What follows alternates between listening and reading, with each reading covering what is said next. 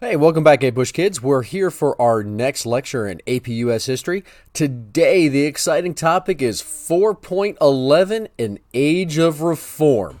We've got two learning objectives that we're going to look at today. Our first one is learning objective 4J, explain the causes of the Second Great Awakening. And our second one is 4K, explain how and why various reform movements developed and expanded from 1800 to 1848. So let's kind of dive right into that first one, the causes of the Second Great Awakening, which leads us to key idea number one. The rise of democratic and individualistic beliefs, a response to rationalism, and changes to society caused by the market revolution, along with greater social and geographical mobility, contributed to the Second Great Awakening among Protestants, moral and social reforms, and inspiring utopian and other religious movements. Now, the Great Awakening itself lasted from approximately 1800 to the 1830s and really potentially all the way into the 1840s. It was a series of religious revivals that swept across America. Now, it was generally located in the area around Rochester and upstate New York, an area that was known as the Burned Over District. Now, generally, if we're going to define the Great Awakening, it's really defined by the man who made it. And this was a guy named Charles Finney. Now, Charles Finney used emotional, soul-shaking sermons to convert masses of people. And generally, the Second Great Awakening as a religious movement had two major points. The first one is called millennialism, and the second was salvation through good works. Essentially, these were both major theological changes at this particular time. So let me quickly explain both of them. First of all, the idea of millennialism is the concept that you could essentially create through good works, good deeds, and social reforms, an idea of heaven on earth, and be able to, through that, be able to trigger essentially the rapture was this idea. What Finney preached was that if we made earth good enough for Christ, he would come again. The second one was the idea of salvation through good works. The idea that you could earn salvation rather than having salvation just given to you. Or, more likely at that time, this was a difference from the previous Puritan idea of predestination, the idea that God had already determined whether or not you were going to heaven or hell. Now, these two ideas would be instrumental in shaping what happened next after the Great Awakening. And also, by understanding these two major points, we can understand what were the causes of the Great Awakening. Now, in terms of what the Great Awakening looked like, it was very similar to the Second Great Awakening. It looked very similar to the First Great Awakening in that they both used revivals, using highly emotional kind of camp meeting atmospheres, thousands of people in attendance. Charles Finney was very similar to the preachers that we learned about during the First Great Awakening, preachers such as Jonathan Edwards and George Whitefield. So let's go ahead, let's look at what caused the Second Great Awakening, now that we kind of know what its main ideas were. There were several factors that helped to cause the Great Awakening, and we can kind of divide those into two major categories. The first one was social factors. One of the major social factors was the low amount of church attendance. Many people had moved away from traditional churches at that time, and church membership was at an all-time low and was falling. Just 1 out of every 15 members, people in America, were members of a church. In addition to this, additional social factors was by the shifting population. The American population was mobile at this time and was moving westward. And the map that we see at the bottom, the different dates that you can see, and you may not be able to make them out quite well, but that is the population center of the United States. And for the population center to move west, what we have to have is we have to have people moving west. And we see that in that population chart from 1820, the population distribution map that we see there. We see that western movement of people across the United States. And so Western migration had led to a shift in the center of population. Now, the reason why this is important is because what's happening in the West. people in the West had more political democratization. Now, what that means, what democratization means, is that more people had a say-so in what happened. We had more rights to vote. You had less property qualifications for political voting. So more people were involved in the political process. This then spills over from the political sphere into the religious sphere, because one of the major tenets of the idea of the Second Great Awakening is this idea of religious democratization.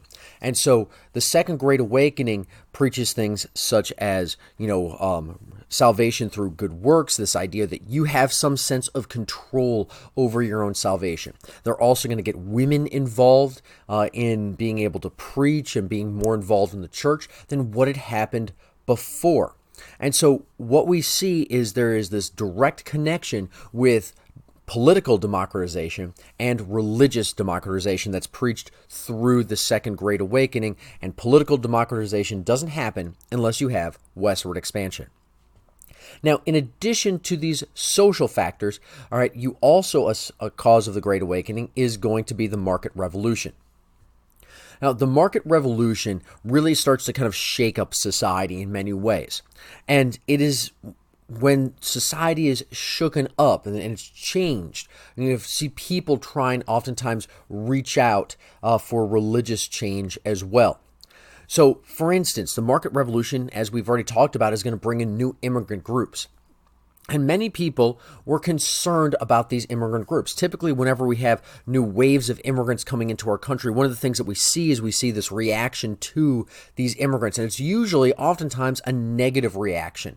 All right, people are worried about crime, poverty, immorality, as we can see in the notes there. All right, we see that this happens across time. We see this in our current political atmosphere. Oftentimes, immigrants are being vilified as murderers and rapists and things like that.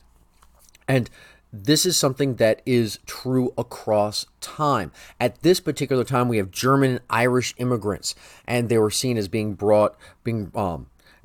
in things such as immorality and crime. Their excessive drinking was viewed as a problem, things like that. And so people want to change. They're looking for, something that's going to help out the United States. And many people are turning to religion as a way to maybe repent against the sins of the country.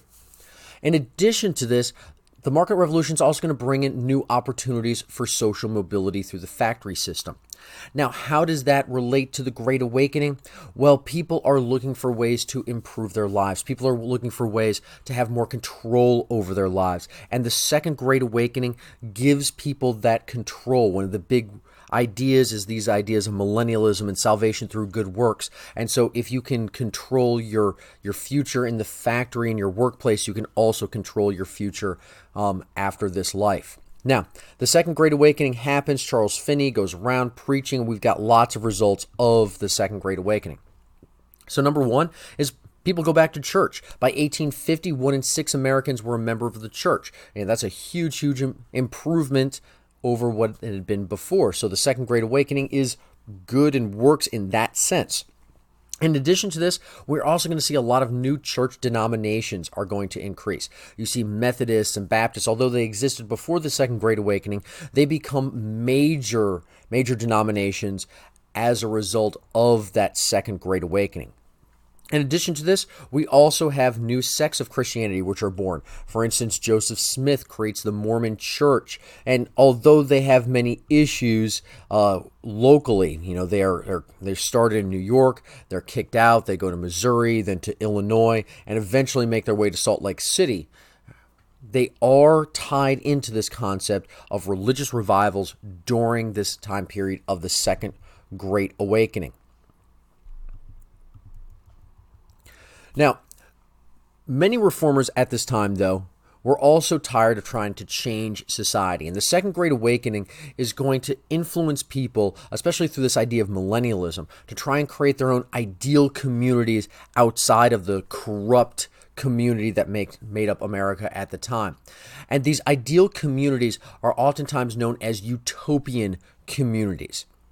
So a few just to mention. All right, one of my favorite are the Oneidas. The Oneidas believed that kind of Christ's second coming had already occurred, so there's no need for new moral rules. They practiced free love. Today they make silverware. In addition to this, we've got Robert Owen and Charles Fourier create socialist communities during this time. Another group called the Shakers are going to believe in sexual equality and the second coming of Christ. But all of these groups are going to create communes and societies, typically in rural areas where they're trying to create these ideal or perfect societies. Another really famous one is George Ripley's Brooks Farm. I can't get that picture to work for you, but there's a ton of them. All right, check out the map. All right, a ton of them pictured throughout there. Most of them, as you can see, are in the North and the Midwest. Now, this then brings us to key idea number 2. Key idea number 2 says Americans formed new voluntary organizations that aim to change individual behaviors and improve society through temperance and other social reforms. Now, once again, this ties directly into these concepts of millennialism. The idea if you improve society enough that what you can do is you can trigger kind of the second coming of Christ. And so even though they're inspired by Charles Finney, many of these different kind of social change reforms are going to not be directed by him, but certainly inspired by him. So we're going to run through a couple of the different ones that we have. So first, the problem. All right, 1800 alcohol abuse was seen as a serious problem. And there's a few reasons behind this. Whiskey's cheap to make, and it's also really cheap to buy at this particular time. And we drank a lot of alcohol during this time period. By 1820, the typical adult drank more than 7 gallons of alcohol per year. That's about 3 times as much as we drink today. Alcohol was oftentimes linked to crime, debt, abuse, and workers' problems, and also to immigrant groups like the Germans and the Irish. Now, to stop all of this, all right, one of the first reform movements was to get people to stop drinking. It was called temperance. Reformers tried to make people pledge not to drink. You can see in the image, oftentimes women would go to saloons to pray over the men to have them to stop drinking. That must have been an awkward situation. They would form a society called the Women's Christian Temperance Union, otherwise known as the WCTU, and it does play an important role in the temperance movement. And they're actually fairly successful. All their shaming at saloons actually kind of worked. Between 1820 and 1830, drinking fell from about 7 gallons per person to about just 3. So worked. Next problem. Reformers are going to believe that problems, individual problems, are correctable. Right? And these problems that had led to people to become incarcerated, such as prisons, asylum, poorhouses, things like that, are going to start to be built. And these are different than the previous type of institutions that had essentially just locked people away. The idea now was to try and to get people back into society and to reform their behavior so that they could perfect themselves. All right, we've got a few different reformers here that are pretty important. So the first one is an asylum reformer, Dorothea Dix. Now, Dorothea Dix, she publicizes the inhumane treatment of mental institute patients. Many times people that had severe mental issues had been locked away in insane asylums and had really not received any treatment. She gets them to be treated much better and start to get actual mental health treatment. Although we would see her tactics as being fairly barbaric today, it was a step in the right direction at that particular time. As a result of her work, many states are going to improve not only their penitentiaries, but also their hospitals as well. Another area of reform at the time was in education. By 1800, the U.S. did not really have a true education system for children. Although laws such as the Northwest Ordinance had helped to create a school system, we didn't really have an educational system. We had schools, but not really many people attended. Only Massachusetts and Vermont had compulsory attendance laws that required children to attend school. Most states, classes were not divided by age. You had these single-room schoolhouses with every single child, everywhere from a high school kid all the way to a first grader. That would be a nightmare. And few children attended school past the age of 10, though a lot of that's due to the fact that most Americans still at this time, over 90%, are still working on farms. And so by the time you got to be about 10, it was time to start working on the farm. Now, the person that's going to start changing all this is a guy named Horace Mann. And he's going to be a major educational reformer, and he, along with others, will demand that states create public schools for children. Now, Mann himself will create teacher training programs and curricular programs.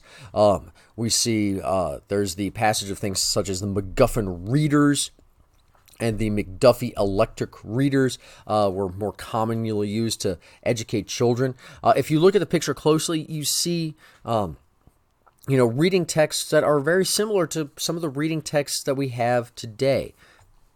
By 1850, they're fairly successful. Every state by 1850 had publicly funded schools. Now, schools in the South and West, still not very good, but they existed. Which brings us to key idea number 3. Abolition and anti-slavery movements gradually achieved emancipation in the North. They contributed to the growth of the free African American population, even as many state governments restricted African American rights. And this is our next major problem in the United States, is the issue of slavery. And it is the most pressing issue at that time. Now, slavery had been dying off by the time the American Revolution had come about. However, the invention of the cotton gin had led to the development of King Cotton, and this had led to a huge growth in the slave population.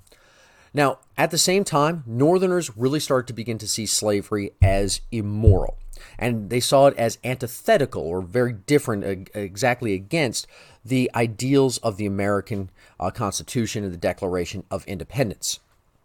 Many states in the North by the 1830s had abolished slavery, and slavery had been allowed to die out in pretty much most northern states. Now, this is not to say that northern states promoted equality for African Americans. Most of them still limited the rights of blacks, denied them the right to vote, sometimes denied them the rights in certain professions, did not allow them to have certain jobs, etc.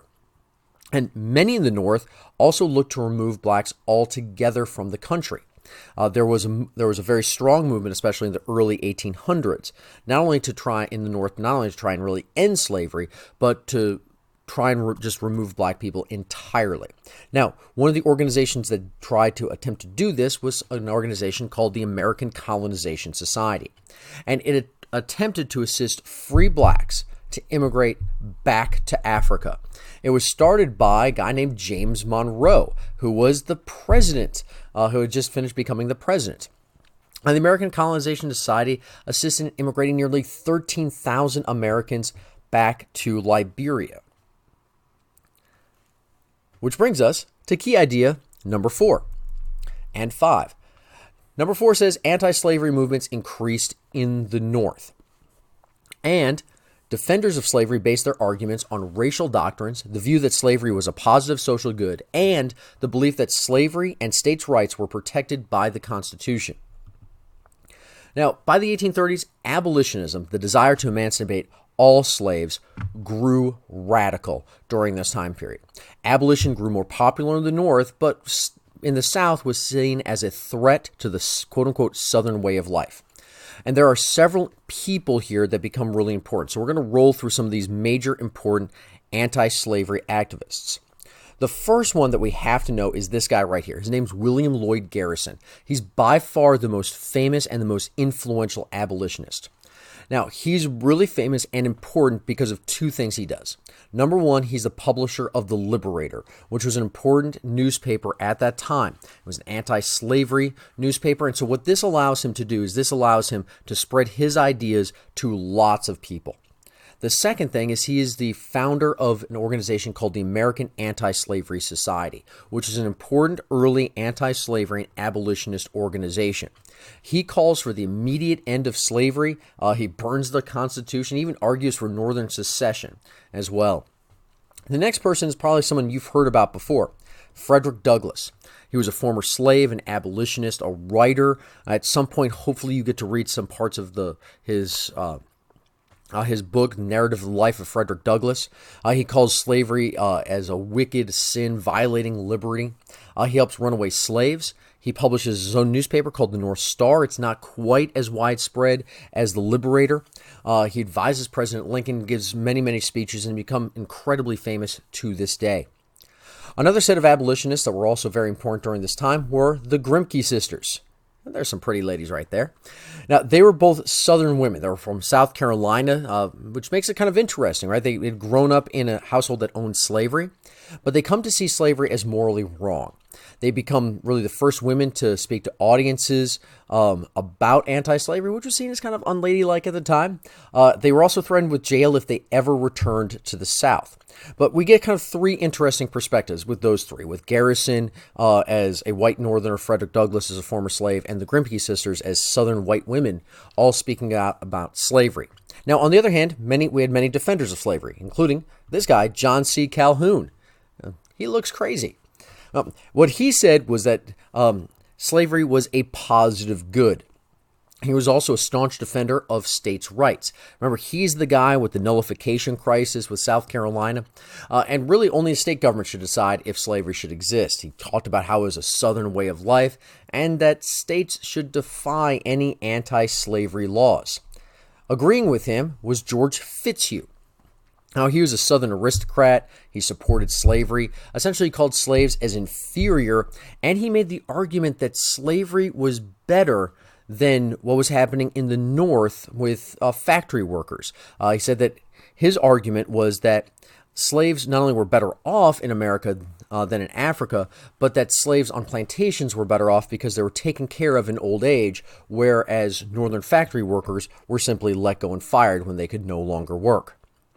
Bringing us to our last key idea, number 5. A women's rights movement is going to seek to create greater equality and opportunities for women, expressing its ideals at the Seneca Falls Convention. So, we've already talked about what this new opportunities for women, called the cult of domesticity. Women were expected to oversee the family and home while their husbands provided money and worked. Married women, though, still have no property rights, couldn't file for divorce. Women couldn't vote or run for political office or sue in court. And once again, one of the big ideas here with the cult of domesticity is that women were excluded from the political sphere. The political sphere was considered part of that outside the home sphere, part of the idea of sphere for men. But there's going to be a group of women that are going to start to look to also change that. And so in 1848, the woman that you see in the upper right-hand corner, her name's Elizabeth Cady Stanton. She's going to organize the first women's rights meeting in a place called at Seneca Falls in New York, called the Seneca Falls Convention. The convention, made up of mostly local townspeople as well as a few people that are brought in from the outside, including Frederick Douglass, are going to produce what is called the Declaration of Sentiments. It's a list of demands, including property rights for women, as well as the right to vote. And it's based and modeled off of the Declaration of Independence. You can see a couple of the lines here. We hold these truths to be self-evident, that all men and women are created equal. And another one says the history of mankind is a history of the repeated injuries on the part of men towards women, having in the direct object the establishment of an absolute tyranny over her. Now, the meeting is significant, and it's very important because it really starts what we call this women's rights movement, a women's rights movement that continues to this day. However, it fails to achieve any of its major goals at that particular time. But it's an important starting point that you need to know about. All right, so in conclusion today, we've had kind of a long lecture, but let's go ahead and just kind of review the main points. First of all, we've got started today by talking about the Second Great Awakening. And we talked about how the Second Great Awakening was caused both by social factors and social changes at the time, but also by changes in the economy and the market revolution.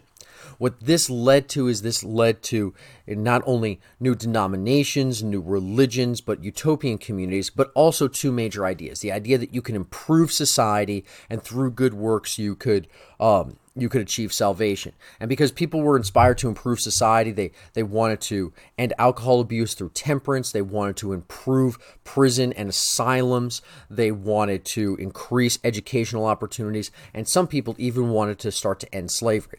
Now, the movement to end slavery, called abolitionism, got pushback from Southerners who argued that it was a positive good or that it was a states' rights issue, as well as we also saw the issue of women's rights also come to the forefront with the creation of the Declaration of Sentiments at the Seneca Falls Convention. So don't forget to hit like and subscribe. And until next time, go Pack.